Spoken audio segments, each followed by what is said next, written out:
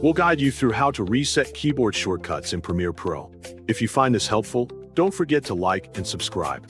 People search for this tutorial to fix mistakes or confusion caused by modified shortcuts in Adobe Premiere Pro. Resetting shortcuts helps restore the original layout, making it easier to follow tutorials or shared workflows.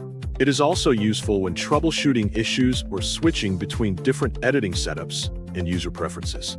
To reset keyboard shortcuts in Adobe Premiere Pro, begin by running the Premiere Pro application on your computer.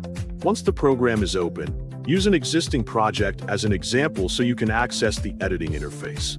Next, click on the Edit option in the top menu bar to access additional settings. From there, select the Keyboard Shortcuts menu to enter the Customization panel. Inside this panel, you can organize your shortcuts to your liking by adjusting commands and assigning keys. If you make changes and want to reverse the last action, simply press the Undo button to restore the previous setting. As you customize your shortcuts, you will notice that your preset automatically moves to a custom preset section, indicating that it is no longer using the default layout. After making your adjustments, save your custom preset by pressing the Save As button provided in the panel. Then, name your preset however you wish so it can be easily identified later. To review available presets, press the Preset option, which will display a list of saved configurations.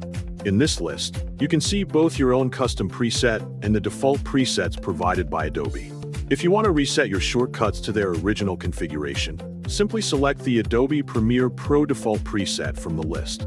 Once selected, your keyboard shortcuts will return to the same state as before you customized them. Your custom preset will remain saved under the name you assigned, allowing you to reuse it anytime. You can repeat this process whenever needed by creating additional custom presets for different workflows. At any point, resetting your shortcuts is as simple as selecting the default preset provided by Adobe, ensuring you can quickly return to the original setup without losing your saved custom configurations.